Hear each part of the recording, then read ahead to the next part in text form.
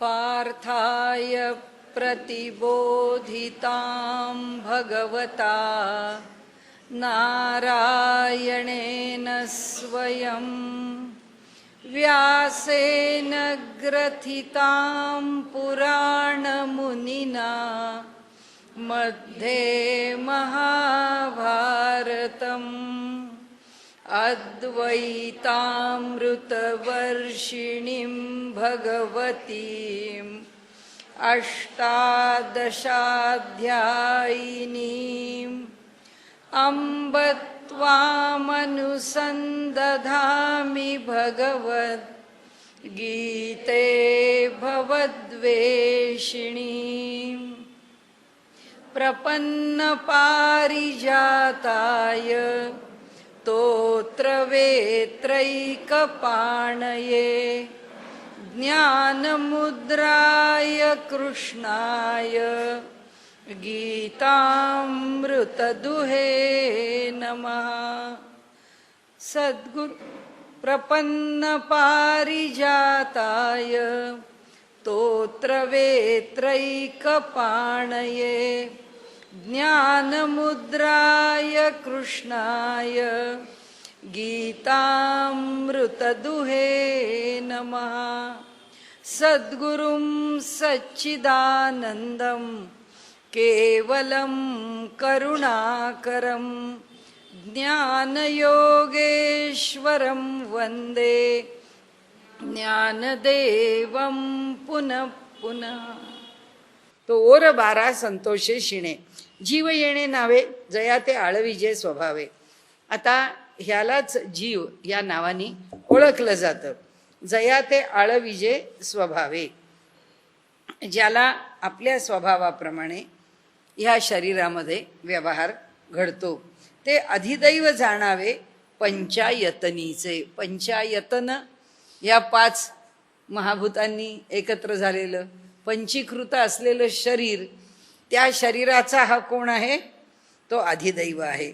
म्हणून त्यांनी इथे सांगितले जीव येणे नावे जया ते आळविजे, ज्याला जीव ह्या नावाने आम्ही ओळखतो स्वभावे स्वाभाविकपणे, ते अधिदैव जाणावे। ते कुणाचं?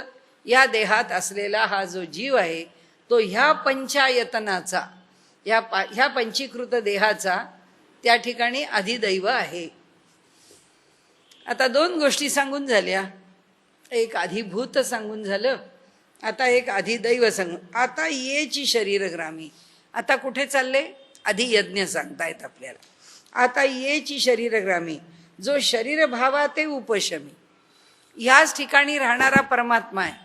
कसा आहे? जसा जीव ह्या देहात राहून आपल्या सगळ्या वासना, इच्छा, आकांक्षा, भोग, पूर्वजन्मीचं कर्म, त्याचं फळ हे सगळं इथं राहून भोगतोय, तसाच त्याच्याबरोबर एक दुसरा आहे ना, परमात्मा ईश्वर। ईश्वर सर्वभूतानां हृदयेषु तिष्ठती। परमात्मा राहूनच आहे आमच्या देहामध्ये, तो निवास करतोच आहे आमच्या देहामध्ये। त्यामुळे आमच्या देहामध्ये निवास करणारा जीवाबरोबर अजून कोण आहे? परमात्मा आहे। जीवाबरोबर ईश्वर आहे।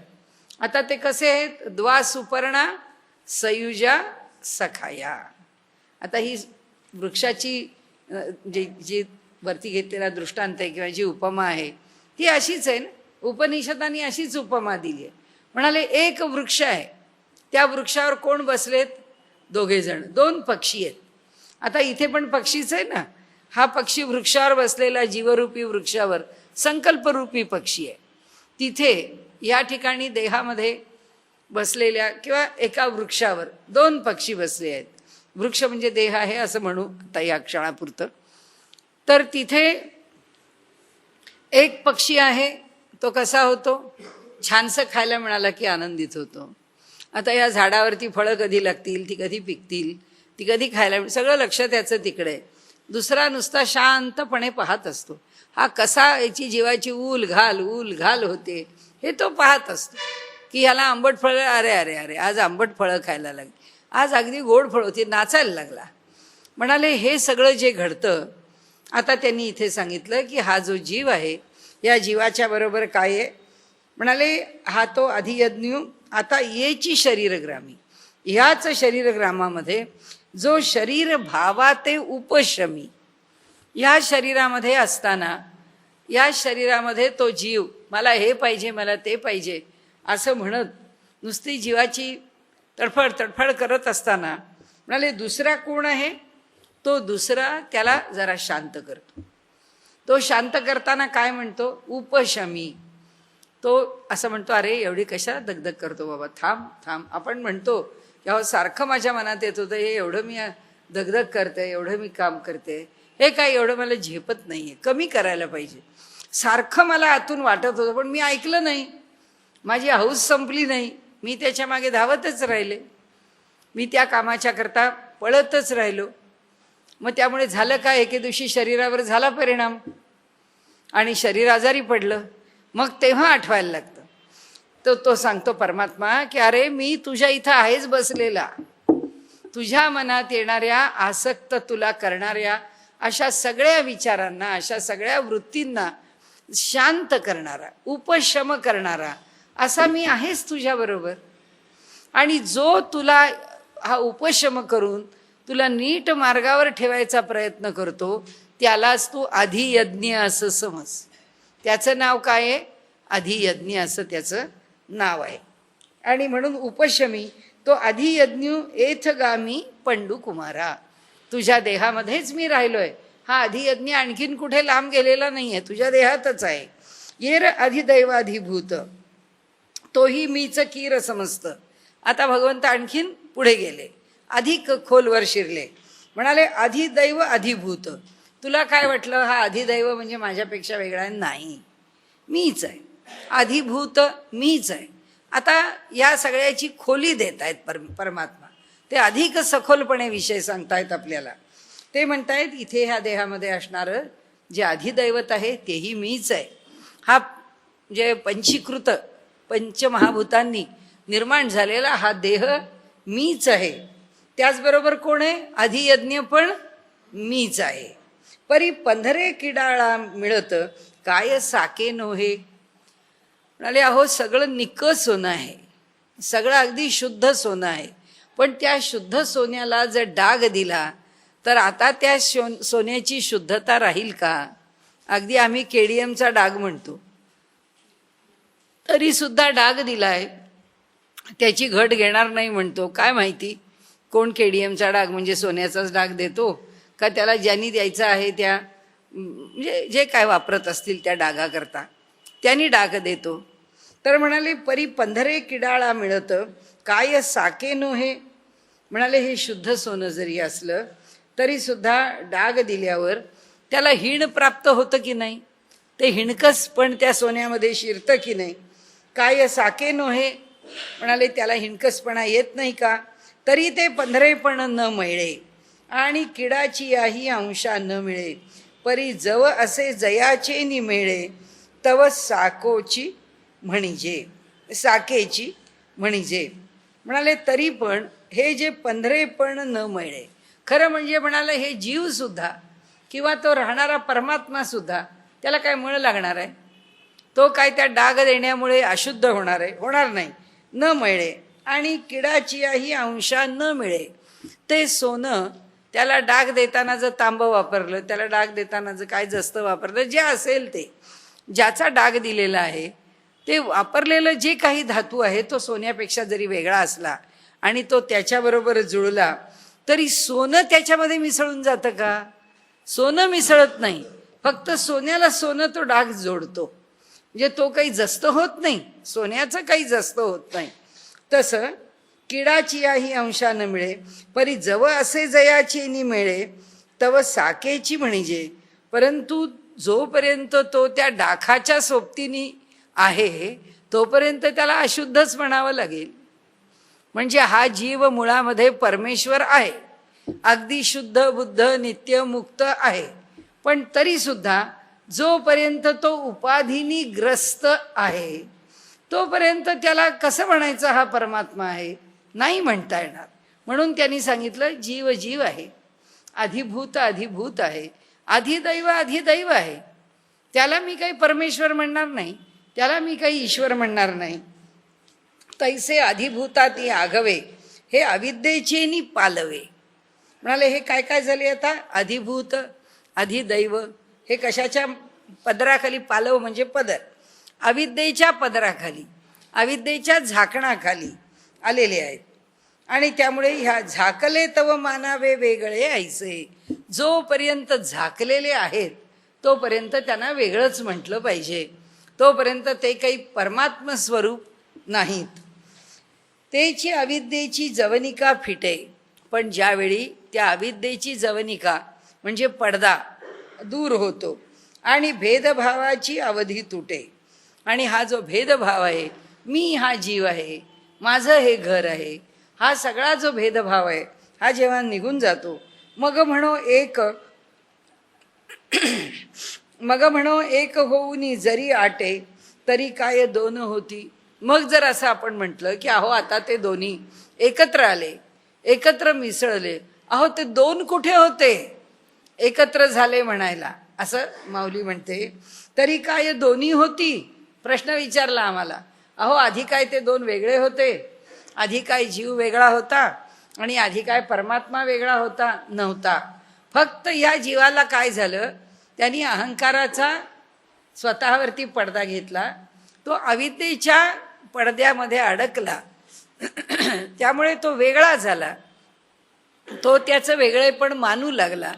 आणि जोपर्यंत ते वेगळेपण मानतो आहे तोपर्यंत तो कसा ईश्वर होईल, तोपर्यंत तो कसा परमात्मा भावाला येईल. जेव्हा हे गळून पडेल, जेव्हा हा डाग हा साकेपण त्याचं निघून जाईल, हे डागाळलेपण निघून जाईल, त्यावेळी काय होईल, तो मूळच्या स्थितीत आहे. मग आपण असं म्हणायचं का म्हणाले? मग म्हणे एक होऊनी जरी आटे, म्हणाले समजा दुसऱ्यांनी सांगितलं काही नाही, आपण ते सगळ्या सोन्याचा केलेला जो दागिना आहे तो दागिना मोडू, म्हणजे मोडला की तो सोनं रसरूपाला येईल, ते रसाला आलं की सोन्याचा रस वेगळा होईल, आणि अशुद्ध असलेलं काय तांबं असेल, काय जे वापरलं असेल त्याच्यामध्ये ते बाजूला होईल आणि शुद्ध सोनं बाजूला राहील. अरे म्हणाले ते दोन कुठे होते? तो डाग आणि सोनं त्या दागिन्यात वेगळे वेगळे होते, पण परमेश्वर आणि जीव हे वेगळे ठेवले होते. माऊलींनी इथे म्हणते ना, शब्द खूप चांगला वापरलाय. परी जवळ असे जयाचेनी मेळे, तव साकेची म्हणीजे. फक्त म्हणावं लागतं की तो ज्याच्या सहवासात आहे त्या सहवासातला तो, म्हणून मूळ रूपापासून वेगळा आहे असं म्हणायला वेगळा आहे, पण तो मुळात वेगळा आहे का? जीवो ब्रह्मैव ना परहा, तो ब्रह्मापेक्षा वेगळा नाहीच आहे. फक्त लौकिकामध्ये जेव्हा तो अडकलाय तेव्हा अडकला आहे असं म्हणावं लागतं. आणि नंतर तो मोकळा झाल्यावर बघा वेगळा होता, आता एक झाला असं म्हणावं लागतं का? म्हणाले असं पण म्हणावं लागत नाही. तो एक झाला आहे असं, कारण तो आधी वेगळा कुठे होता? वेगळा नव्हताच. त्यामुळे आता वेगळा होता तो एक झाला असं नाही, त्याला त्याचं मूळचं रूप कळलं, एवढंच आहे. म्हणून ती आपल्याकडे प्रसिद्ध गोष्ट आहे त्या राजपुत्राची. की राजपुत्र जसं टार्झनच्या गोष्टीसारखीच समान गोष्ट आहे की तो राजपुत्र त्या जंगलामध्ये वाढला, त्या जंगलातल्या पक्ष्यांची प्राण्यांची भाषा शिकला, त्यांच्यासारखा उड्या मारायला लागला, त्यांच्यासारखा व्यवहार करायला लागला, त्यांच्यासारखा हातापायावर चालायला लागला. आणि मग एकदा त्या जंगलामध्ये कोणी शिकारीला राजा गेला, त्या राजाने त्याला पाहिला आणि तो राजा म्हणाला, अरे हा तर राजपुत्र आहे, ह्याची सगळी लक्षणं कळताहेत, ह्याला जंगलामध्ये घातपातांनी सोडून दिलं, तो परागंदा झाला, म्हणजे त्यांनी काहीच केलं नाही, कुणी त्याला करवलं, आणि त्यामुळे तो पळवून नेलेल्या राजपुत्राला आता आपण पाहिलंय, आता आपण राजांच्याकडे ह्याला घेऊन जाऊ.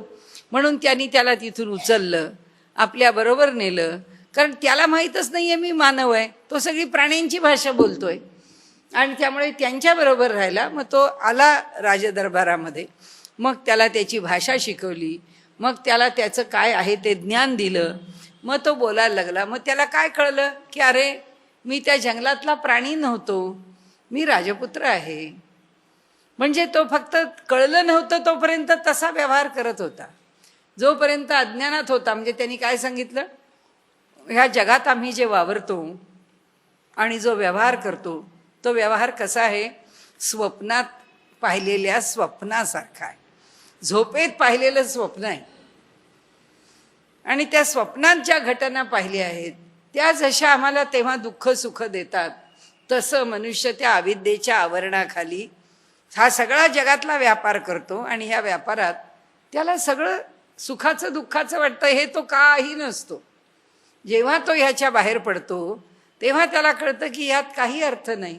म्हणून संतांचं चरित्र जे आहे ते आपल्याला वेगळं का दिसतं, की लोक म्हणतात अहो तुकाराम महाराजांना एवढी मुलं बाळं प्रपंच, त्यांनी आपल्या प्रपंचाची जबाबदारी न सांभाळता कसले भंडाऱ्याच्या डोंगरावर जाऊन बसले आणि हा काय उद्योग केला त्यांनी. कुणी सांगितलं होतं यांना ते अभंग रचायला? प्रपंच आधी नीट करावा. समर्थांनी पण सांगितलंय की प्रपंच करावा नेटका, मग घ्यावे परमार्थ विवेका. मग त्यांनी का नाही घेतलं?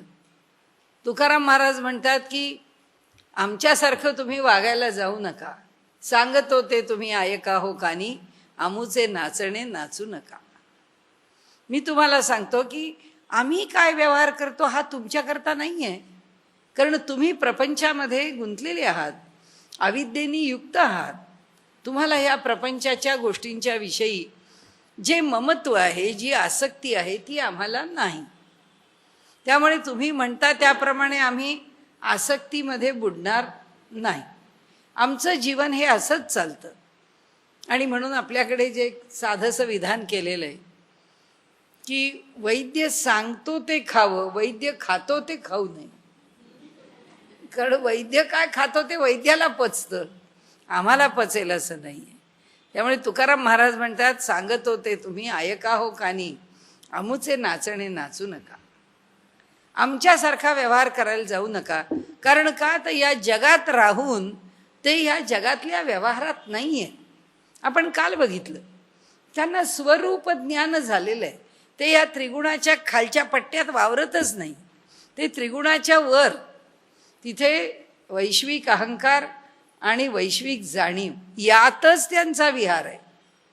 त्यांच्या सगळ्या कल्पना, त्यांचा सगळा व्यवहार, त्यांची सगळी भूमिका, त्यांचा सगळा आचार, तो सगळा तिथं आहे. आता तिथं त्यांना काय दाखवायचं हे परमेश्वराचं, हे परमेश्वर ठरवतो. आणि परमेश्वराच्या हातातलं मी बाहुलं आहे असं तो भक्त म्हणतो.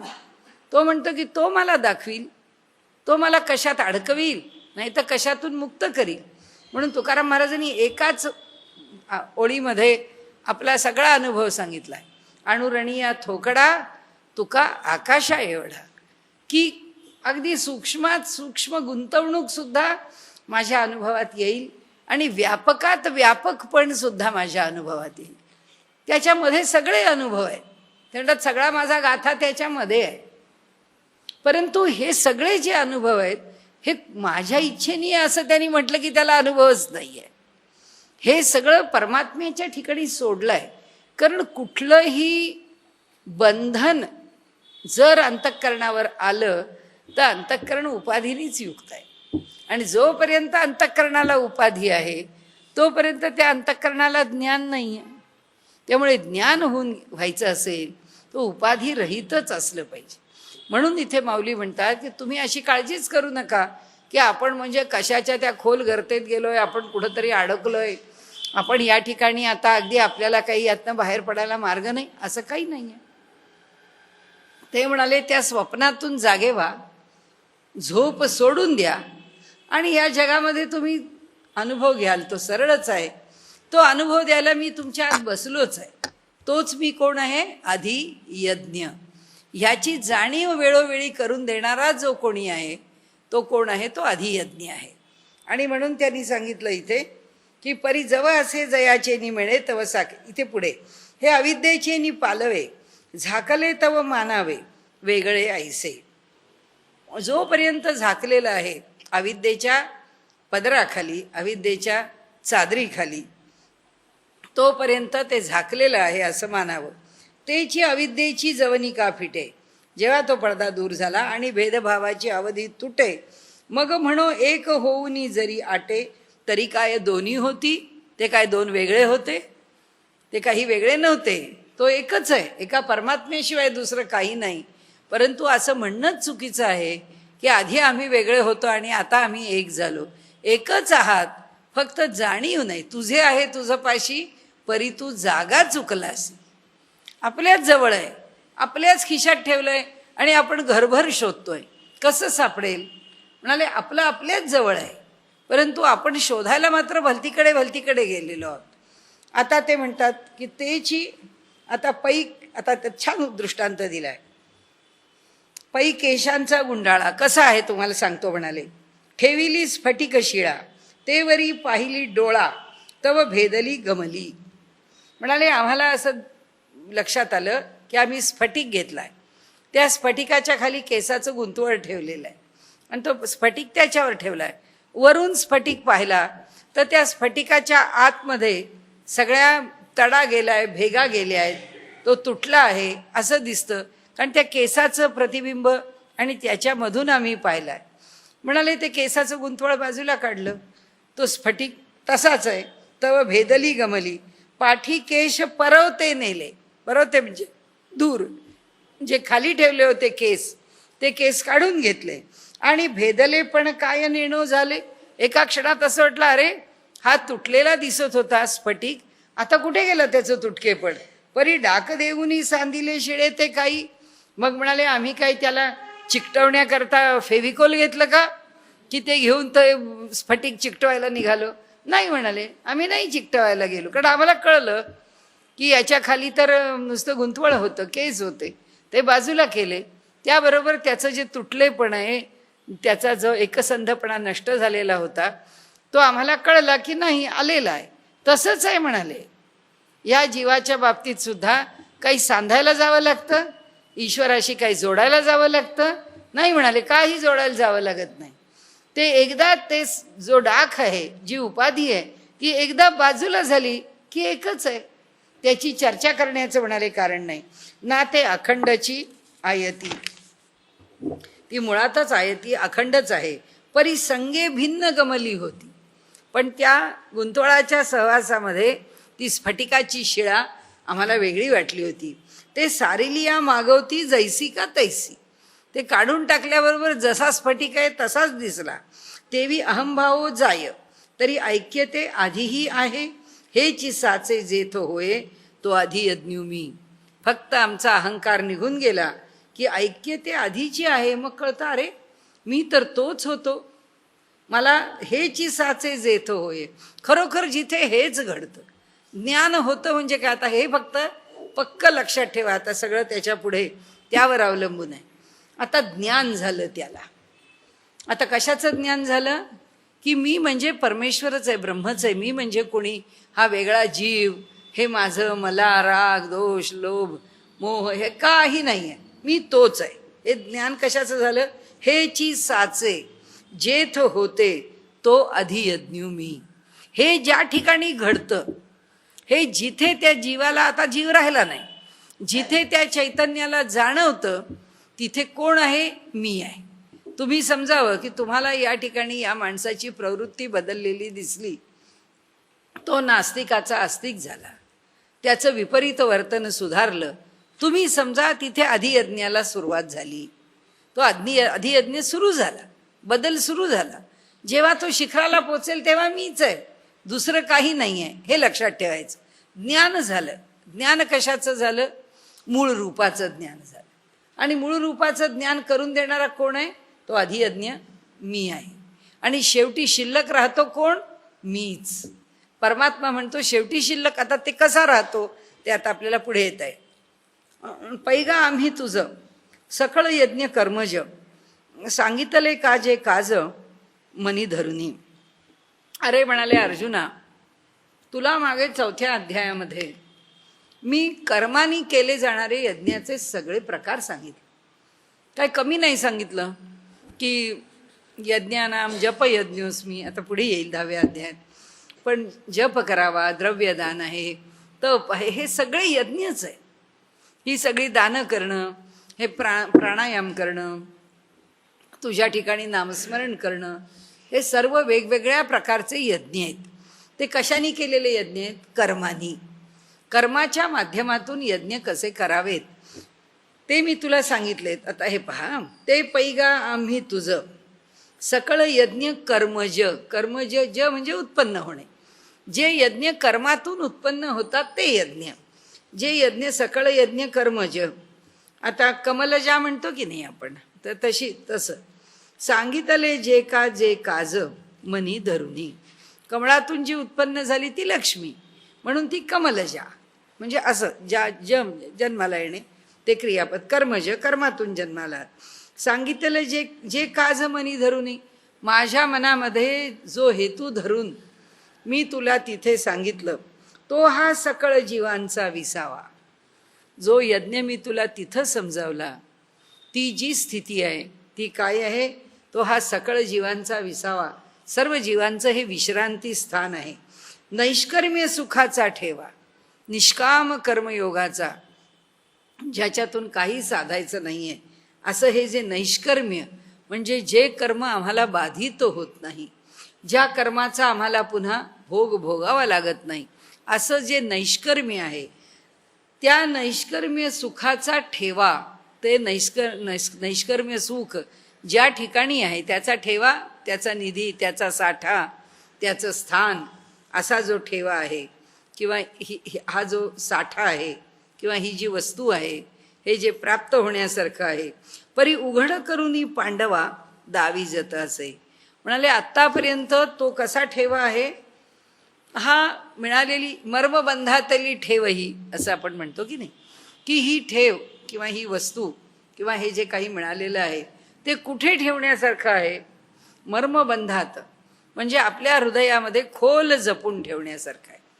म्हणाले अर्जुना, हे सगळे यज्ञ आहेत ते तू तुझ्या अंतःकरणामध्ये असे खोल जपून ठेवावेत.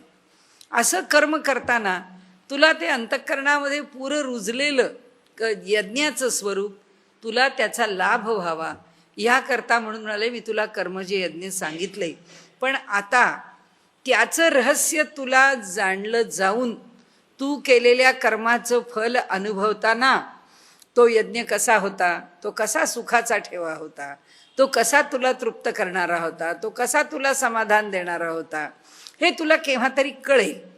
पण आता ते केव्हा कळेल ह्याकरता मी थांबत नाही, कारण आता सांगायला मी अधीर आहे.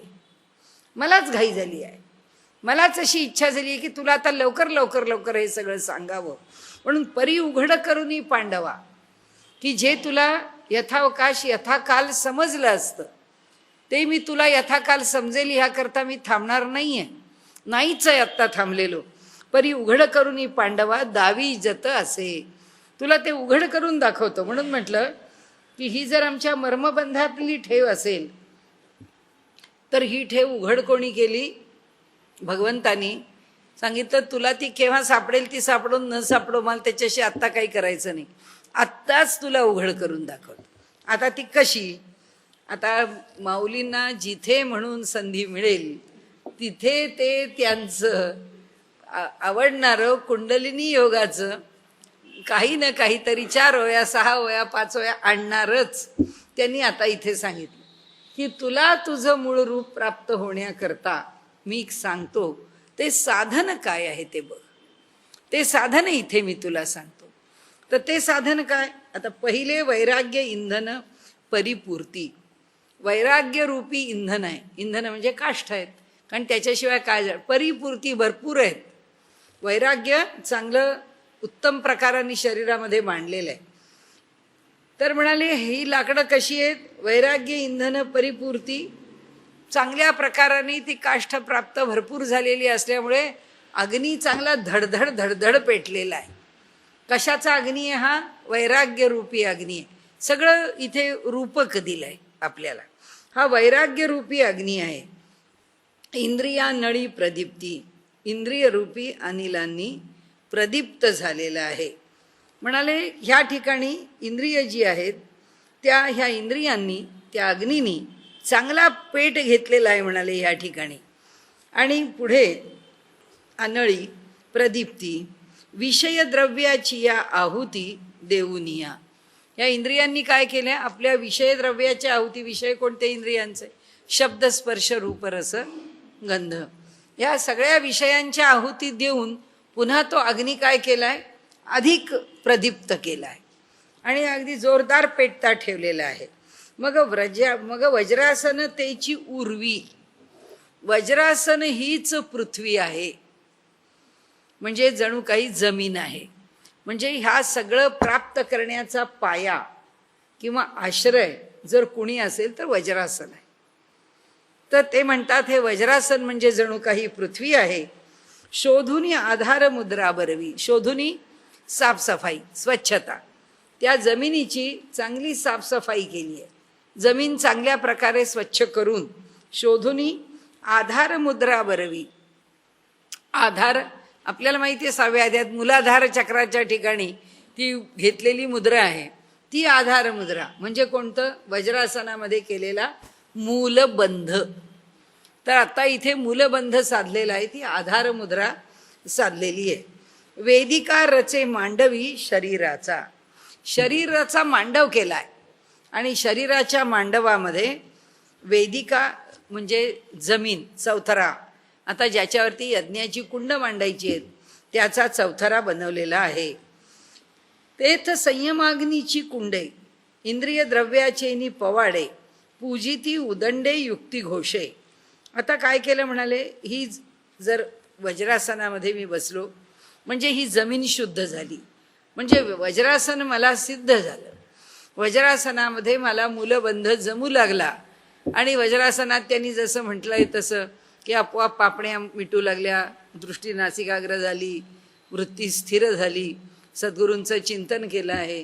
ते सगळं जे जे काही वर्णन केलं आहे 6व्या अध्यायामध्ये समम काय शिरोग्रीवच्या इथे, ते सगळं साधलेलं आहे. आता त्यांनी सांगितलं तिथे संयमाग्नीची कुंडे. आता कुंड, यज्ञाचं कुंड बांधायचं. जमीन झाली तयार, त्याचा ओटा झाला तयार, त्या ओट्यावर आता कुंड आहे. आता कुंड बांधायला घेतलं. ते कुंड कशाचं आहे? संयमरूपी अग्नीचं आहे. संयमाग्नीची कुंडे, इंद्रिय द्रव्याचेनी पवाडे. आता इंद्रिय द्रव्य, यज्ञाला लागणारी जी द्रव्य सामुग्री आहे, म्हणजे समिधा आहेत, काय तूप आहे, काय भात आहे, तीळ आहे, काय काय ज्या वस्तू असतील त्या, ती सगळी जी द्रव्य आहेत ती कोण आहेत? इंद्रिय आहेत. संयम केला आहे आणि इंद्रियरूपी द्रव्याची आहुती त्या यज्ञामध्ये टाकायची. म्हणजे इंद्रियाचे व्यापार आता बाहेर जाणार नाही आहेत.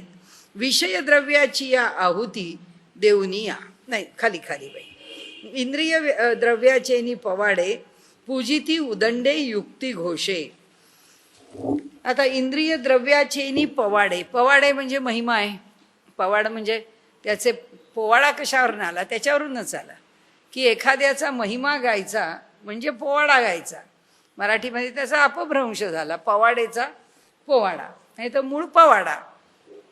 पवाडा म्हणजे त्याचं स्तुती महिमा गात राहणं. आता तो महिमा कसा गायचा? इंद्रिय द्रव्याचेनी पवाडे. इंद्रियाच्या ठिकाणच्या सगळ्या आहुती म्हणजे विषयांच्या आहुती इंद्रियच टाकली, आता विषय नाहीच, इंद्रियांच्या आहुती टाकल्या आणि महिमा गायला सुरुवात केला. कशाचा महिमा? पूजिती उदंडे युक्ती घोषे. जसा मंत्रांचा घोष करावा तसा मंत्रघोष म्हणजे काय केला? आता त्या ठिकाणी त्या ओंकाराचा घोष ऐकायचा आहे. इथून ह्या अनाहत चक्रापासून आज्ञा चक्रापर्यंत आणि तिथून सहस्रारापर्यंत विशुद्धी चक्र, ह्या सगळ्याचा प्रवास करत वर जायचा आहे. आता अनाहताचा घोष आहे मंत्राचा, तर ह्या घोष प्राप्त व्हायला काय करावं लागतं? 3ही बंध साधावे लागतात एका वेळी मूलबंध, त्याच वेळी उडियाण बंध आणि त्याच वेळी जालंधर बंध. हे 3 बंध साधून बसणं आहे. हे 3 बंध साधून बसल्यानंतर काय होतं? नैसर्गिक इथे ओंकाराचा नाद सुरू होतो, हृदयामध्ये अनाहत ओंकार सुरू होतो. तर म्हणाले त्याचा मंत्रघोष सुरू आहे, त्या अनाहत नादाचा मंत्रघोष चालू झालेला आहे. का? तर ही पृथ्वी म्हणजे आमचं वज्रासन आम्हाला सिद्ध आहे. त्या सिद्ध असलेल्या वज्रासनामध्ये इंद्रिय पूर्ण संयमाग्नीमध्ये त्याची आहुती टाकून संपवून टाकलेली आहेत. वैराग्य त्याच्या परमसीमेला चरमसीमेला जाऊन पोचलेला आहे. आता ते म्हणतात उदंडे युक्ती घोषे. हा युक्ती घोष कशाचा आहे? हा निर्माण होणारा जो ओंकाराचा नाद आहे, अखंड ओंकार आहे, आतमध्ये घणा आणतो आहे. मग मन प्राण आणि संयमू. मग आता काय केलं म्हणाले? मन प्राण आणि संयम ह्या 3 गोष्टी हाची हवन संपदेचा संभ्रमू. आता संभ्रम शब्दाचा इथे अर्थ मात्र समारंभ आहे. तर ह्या ठिकाणी हाच हवन संपनेचा समारंभ, म्हणजे या यज्ञाच्या कुंडामध्ये जे हवन टाकायची आहेत त्याचा मोठा समारंभ काय आहे? मन, प्राण आणि संयम ह्या 3 गोष्टी टाकायच्या आहेत. कशा टाकायच्या आहेत? जो येथे संतोष विजे निर्धूमू ज्ञानानळू. इथे आता ह्या अग्नीला धूर नाही. तो अग्नी कशाचा आहे? ज्ञानाचा आहे. त्या ज्ञानाच्या अग्नीला धूर नाही. असा धूर नसलेला जो ज्ञानाचा अग्नी इथे धडधड धडधड पेटलेला आहे, पेटणार आहे. तो कसा पेटणार आहे? त्याच्याकरता त्यांनी सांगितलंय ह्या 3 गोष्टी सोडाव्या लागतील. एक मन, मनाचं आमन केलं, मन संपलं. नंतर प्राण, प्राणांवरती जे नियंत्रण ठेवायला लागलं, प्राणायाम आहे ना, प्राणाच्या आयामाने प्राणावर नियंत्रण आहे. 2 गोष्टी एकत्र घेतल्या, मन आणि प्राण. हठयोगाप्रमाणे काय आहे? प्राण जो आहे चले वाते चले चित्तम, जसा वायूची गती चालते किंवा जसा वायू चालतो, जसा प्राणाचा आपण प्रकार निवडतो त्याप्रमाणे मन चालतं. आता म्हणाले मन आणि प्राण, मनाला चालवायला प्राणाला गरजच उरली नाही. आणि प्राणाच्या ठिकाणी वेगवेगळ्या गतींनी काही नियंत्रणात ठेवावं हा भाग उरला नाही. मग काय निर्माण झाला? संयमू. पण तो संयमू हा शब्द वरचा संयम नाही आहे. हा संयम काय आहे? धारणा, ध्यान आणि समाधी. धारणा देशबंध चित्तस्य धारणा, ध्यान तत्र प्रत्यैकतानता ध्यानम. 3री समाधी तदेव अर्थमात्र निर्भासा स्वरूप शून्यमिव समाधी. आता ह्या 3 स्थिती साधनेमध्ये माणूस अनुभवत असतो. योगमार्ग आता चाललंय माऊलींचं योगमार्गाचं. म्हणून हा संयम कशाचा सांगतायत? जिथे धारणा आहे, जिथे ध्यान आहे, तिथेच समाधी आहे. या 3 गोष्टी एकत्र आहेत. म्हणजे धारणा, व्यवहारामध्ये आपण वावरतो आहोत. या व्यवहारात वावरताना आपली धारणा काय आहे? कोणी एक व्यक्ती भेटली, दिसली, तिच्याकडे पाहण्याची धारणा काय आहे? तिच्याकडे पाहण्याची जी धारणा आहे ती, म्हणजे मला ते सध्याची सिरियल चालू आहे, काही काही डायलॉग खूप छान असतात कुठेतरी. ते आत्ताची कोणती सिरियल आली आहे नवीन, काहे दिया परदेस. त्या काहे दिया परदेसमध्ये तो मुलगा जे म्हणतो त्या मुलीला, ती येऊन ती रागावते, ताडताड बोलते. ती जरा थोडी म्हणजे राज ठाकरेंचे सगळे ते अनुयायी आहेत. ती कुणी यांना मान्य करायला तयार नाहीत. कोणी युपाईट आला आमच्याकडे पुणे मुंबईमध्ये तर ती म्हणते तू काय गेला खड्ड्यात, तू काय बोलतोस माझ्याशी, मी मराठीतच बोलीत. तो म्हणाल पण मला तुझी भाषाच जर कळली नाही तर मी काय करू. ती म्हणाल तू तुझा देश सोडून आलायस, तू हिंदी बोलतोस, तू मराठी शिक. धारणा कशी असते? आता यूपीमध्ये आपण गेलं तर यूपीमध्ये कधीही कुणी माताजी शिवाय बोलणार नाही. प्रणाम माताजी, प्रणाम माताजी, प्रणाम माताजी, प्रणाम माताजी. धारणा कळते की मनुष्य समोरच्या माणसाकडे जेव्हा उत्स्फूर्तपणे एक शब्द बाहेर पडतो, त्याच्यामध्ये ते एक चांगला डायलॉग आहे तो. तर ती खूप संताप ताट बोलते, ती निघते, जरा अपमान करते, याला 4 शिव्या घालते, काहीतरी तो ओळखतो ही काहीतरी शिव्या देते, कारण नालायक वगैरे असे शब्द तिच्या बोलण्यात येतात. त्यावेळी तो तिला त्यालाही कळतं की ही काहीतरी रागावून बोलली आहे. तर तो तिला म्हणतो कि आप पे तो सरस्वती जी की कृपा है, इससे आप हिंदी तो बहुत अच्छी बोलते हो, असं म्हणून तो आपलं दार लावतो. म्हणजे ही एवढी ताड बोलते, पण तो त्याची पातळी मुळीच सोडत नाही. तो म्हणतो तुझ्यावर सरस्वतीची उत्तम कृपा आहे आणि त्यामुळे तू उत्तम हिंदी बोलू शकतेस. म्हणजे त्याला एवढंच सांगायचं की तुला हिंदी बोलता येत आहे, पण तुला हिंदी बोलायचं नाही आहे म्हणून तू बोलत नाही. ठीक आहे, तुझी प्रवृत्ती, पण बोलण्यातली जो आदब आहे किंवा सरस्वतीची कृपा, हे 25 वर्षाच्या 24 वर्षाच्या मुलाच्या तोंडात शब्द असणं, या तयार झालेल्या धारणा आहेत. या धारणा निर्माण व्हाव्या लागतात. आता इथे ही धारणा घेऊन मनुष्य व्यवहारात वागतो.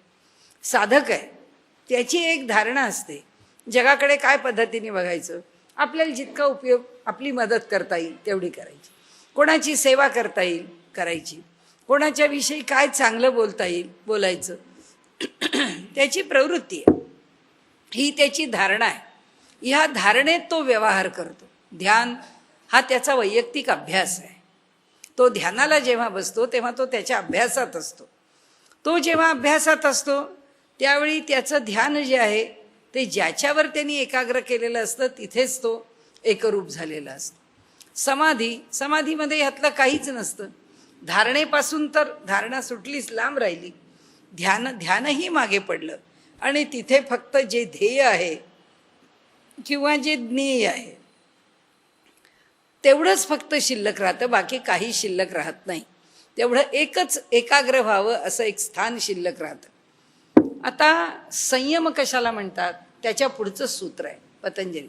त्रयम एकत्र संयम, हा तो संयम आहे. हा इथे त्यांनी सांगितलं मन आणि प्राण ह्याच्या साह्याने अभ्यास झाला.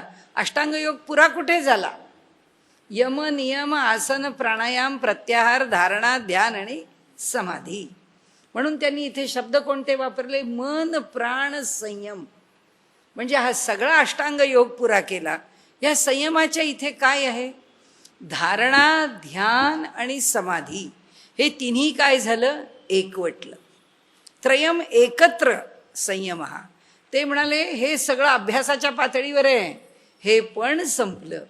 आता चाललोय आपण कुठे त्याच्याकरता आपण लक्षात ठेवायचं. मन प्राण आणि संयमू हाची हवन संपदेचा संभ्रमू.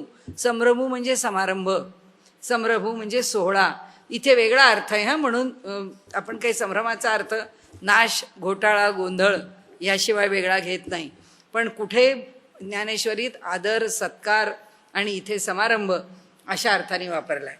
तर आता त्यांनी सांगितलं की काय झालं. आता म्हणाले हा हवन संपदा, हवनाची जी द्रव्य आहेत, जी संपदा आहे, जे धन आहे, जे गोळा केलं आहे, ते सगळं जे व्हायचं आहे त्याचा आता हा सोहळा आहे. कारण हा अष्टांग योग अभ्यासला आहे, यमनियमापासून समाधीपर्यंत अभ्यास करत आणला. आता हा अभ्यास कशाला शिल्लक राहिला? आता हे सगळं काय करायचंय? हवन करायचंय. कुठे करायचंय? लक्षात शब्द कोणता ठेवायचा आहे? अधियज्ञ. शब्द लक्षात ठेवायचा आहे आपल्याला, अधियज्ञ. ही सगळी व्याख्या कशाची चालली आहे? अधियज्ञाची.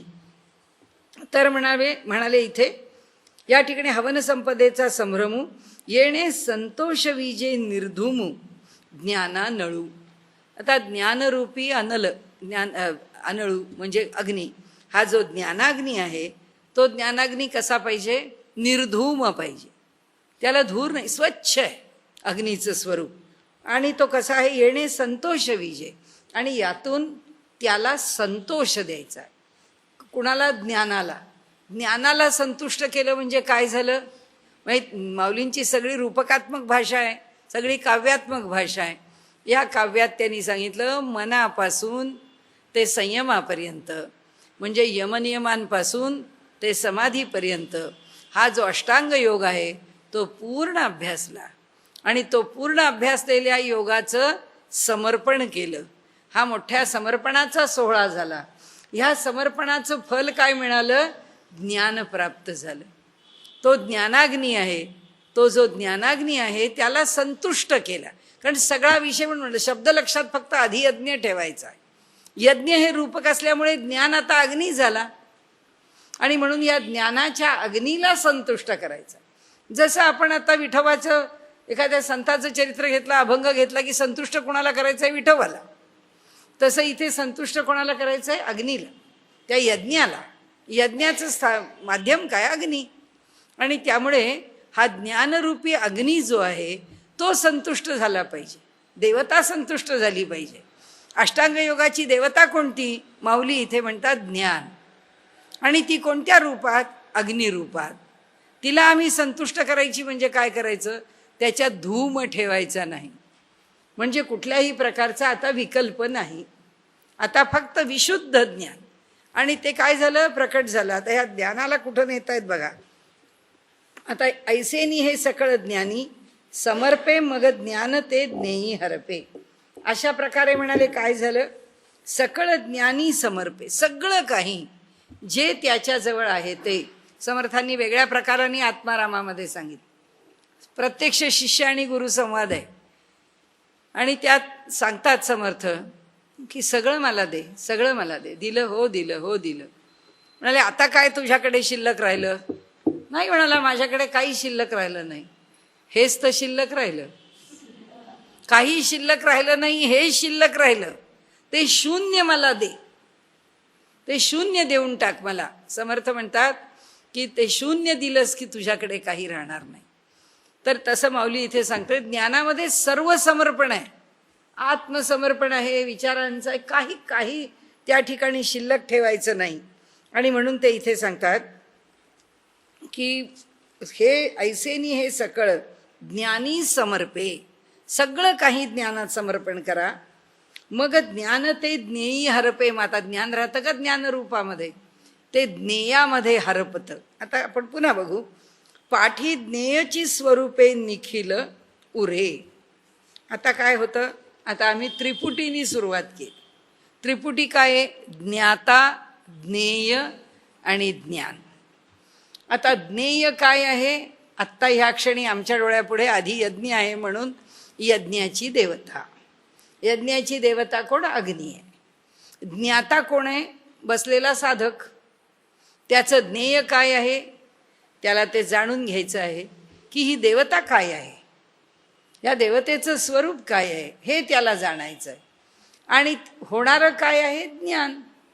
कारण ज्ञाता आणि ज्ञेय म्हणजे एक स्वतः जाणणारा आणि जे जाणायचं आहे ते, आणि जाणलं गेल्यानंतर जे येतं ते ज्ञान.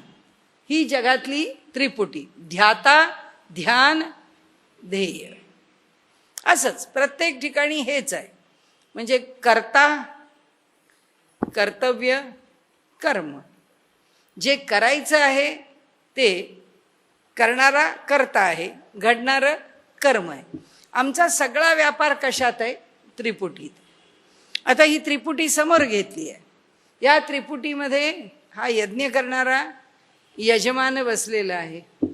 ती यज्ञ ही देवता जाणायची आहे आणि ती जाणायची त्याचं ज्ञान. म्हणून आता हा कोण आहे? ज्ञाता, जाणणारा, जाणण्याकरता बसलेला जिज्ञासू. जे जाणायचं आहे ते ज्ञेय, ते काय आहे? यज्ञ.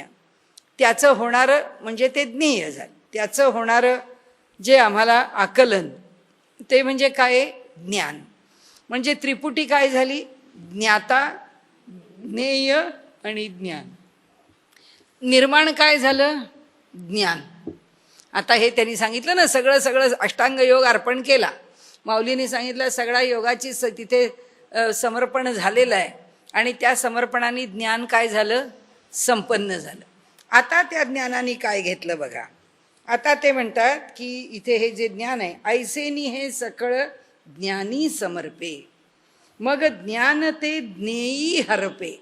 आता एक पहिली ओळ झाली, म्हणजे पहिला भाग झाला की हे सगळं काही ज्ञानाच्या ठिकाणी समर्पित केलं. आता काय? आता हे ज्ञान कुठं जातं? ज्ञान ते ज्ञेयी हरपे. आता ते ज्ञान कशात मिसळून गेलं? ज्ञेयामध्ये. म्हणजे जे आम्हाला जाणायचं होतं, जे जाणायचं आहे ते कोण आहे? परब्रह्म आहे. जे जाणायचं आहे ते अंतिम तत्व आहे. जे जाणायचं आहे त्याला आम्ही परमेश्वर म्हणा, श्रेष्ठ म्हणा, जे म्हणू ते.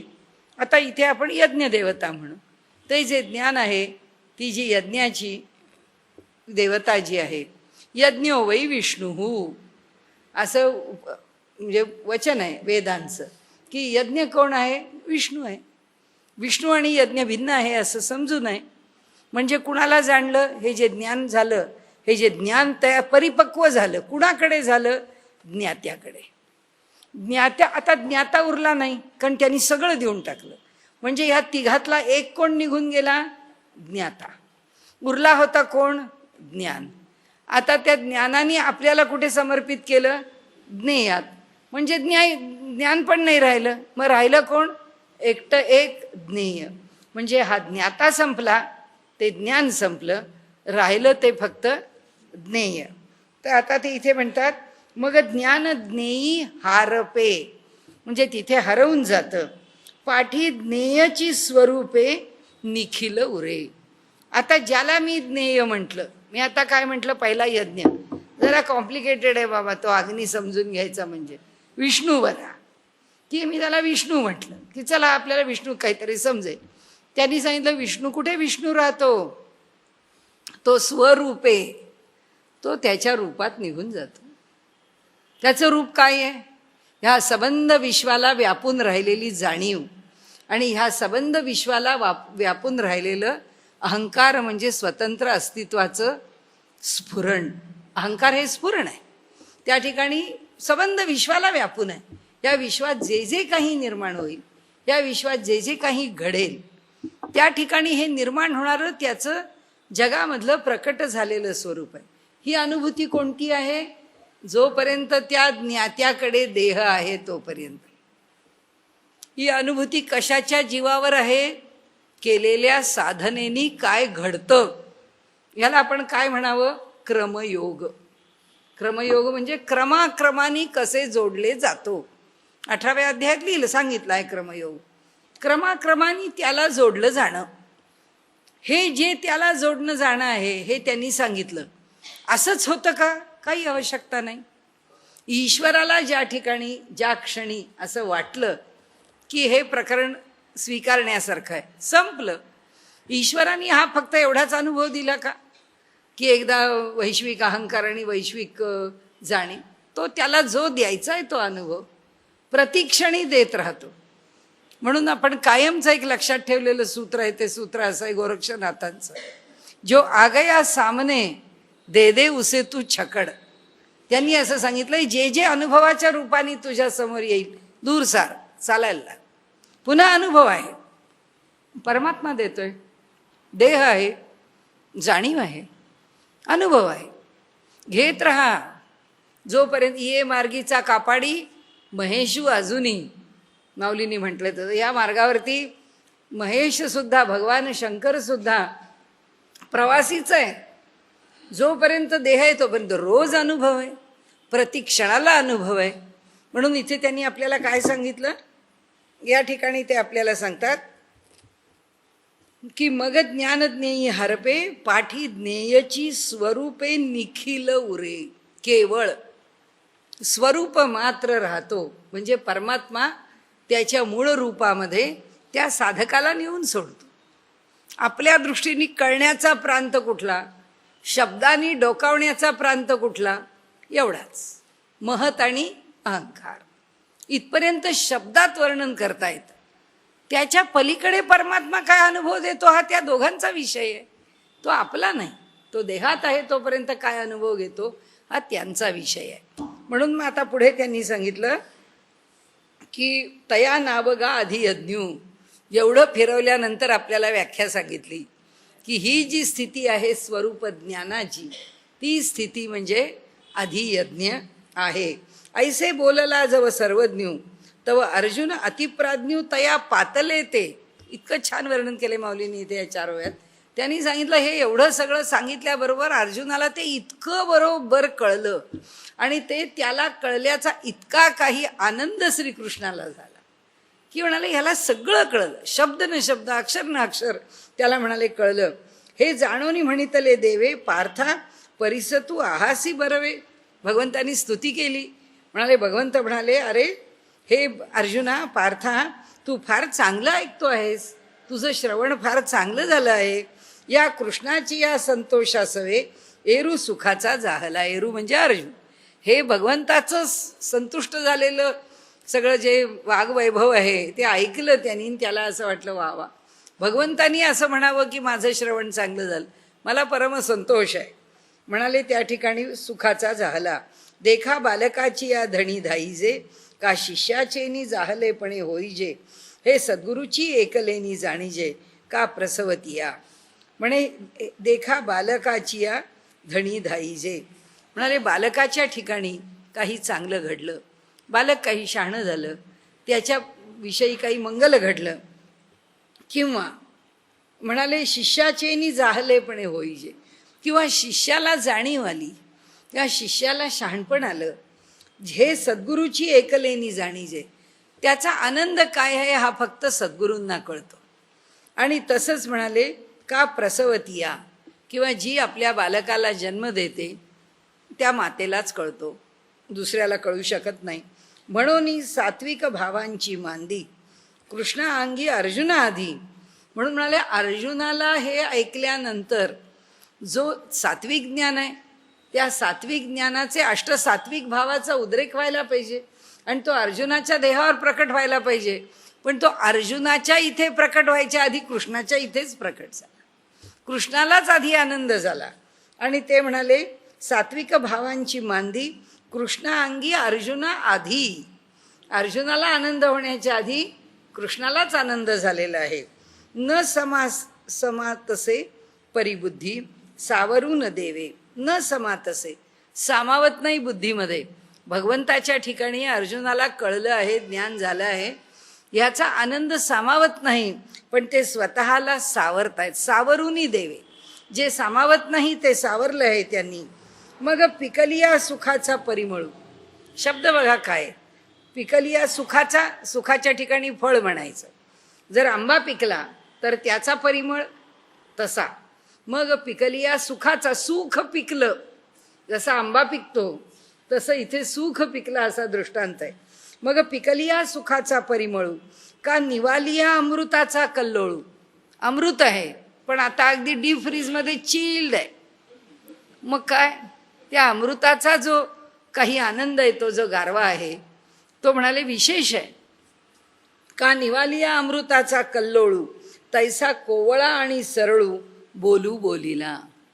म्हणाले अगदी फार हळूवार बोलले भगवान श्रीकृष्ण. सरळ बोलले, साधं बोलले, पण अगदी भावस्पर्शी हळूवार असं बोलले. म्हणे परसी, बरोबर आहे ना, म्हणे परिसणे यांचे या राजा. परिसणे यांचा, परिसणे ऐकणे.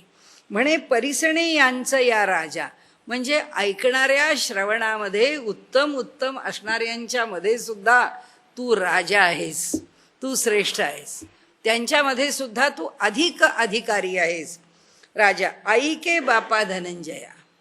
ऐक म्हणाले, बाळा, बाळ म्हणत नाही आता बापा म्हणतायत त्याला, तू श्रेष्ठ आहेस म्हणून. ऐके बापा धनंजया ऐसी जळो सरलिया माया तेथ जळीते तेही जळे. म्हणाले काय होतं की ऐसी जळो सरलिया माया. म्हणाले जर संपूर्ण माया म्हणजे त्याच्यामध्ये असणारं जळ, तर हे सगळं संपलं. आता इथे काय संपलं, याची मायाच संपली. त्या साधकाचं वरचं जे वर्णन केलंय त्या साधकाचं काय झालं, ऐसी जळो सरलिया माया. जर माया नष्टच होऊन गेली, संपूनच गेली, तेथ जळीते तेही जळे. म्हणजे जे जे काही जळ, आता कल्पना काय केली आहे, यज्ञाचं कुंड आहे. यज्ञाच्या कुंडामध्ये माया अनेक प्रकारांनी हवन द्रव्यांच्या रूपाने समर्पित केली आहे. त्यामुळे ती सगळी काय झाली आहे, जळून गेली आहे. म्हणून ऐसी जळो सरली या माया. आता ही माया जळून जळून संपून गेली. तर मग काय झालं, तेथ जाळीते तेही जळे. तिथे ज्यानी जाळायचं आहे तेही जळून जातं. प्रयोजनच शिल्लक उरत नाही. जाळायचं कशाने, त्या अग्नीमधल्या सामर्थ्याने. अग्नीमधलं सामर्थ्य म्हणजे कोण, प्रकृती, माया. आता तिचं काहीच काम उरलं नाही, सगळं संपलं. मग आता काय उरलं, आता ह्या साधकाच्या ठिकाणी काय राहिलं, म्हणजे ह्या अधियज्ञानी त्याला काय फल दिलं, त्या साधकाला फल काय दिलं, त्या अधियज्ञानी त्याला जे फल दिलं ते सच्चिदानंद रूप दिलं, स्वस्वरूपाचं ज्ञान दिलं. त्या ज्ञानामध्ये एक परमात्मा आणि तो शिल्लक राहिला. प्रकृतीने जाळावं असं काही शिल्लक राहिलं नाही. प्रकृतीने उत्पन्न केलेली माया केव्हाच संपून गेली. ती माया संपून गेली, त्यामुळे जाळण्याचं प्रयोजन असणारी प्रकृती पण शिल्लक राहिली. मग राहिलं काय, फक्त जे आहे ते परमात्मा स्वरूप. त्याचं लौकिक लक्षण काय, सच्चिदानंद. तो कसा झाला, तो साधक कसा झाला, सच्चिदानंद रूप झाला, ईश्वर रूप झाला, परमात्म्यापेक्षा वेगळा राहिला नाही. आणि म्हणून म्हणाले आता इथे हे संपतंय. म्हणजे या श्लोकावरचं निरूपण पण संपतंय ना, आपली वेळ पण संपते.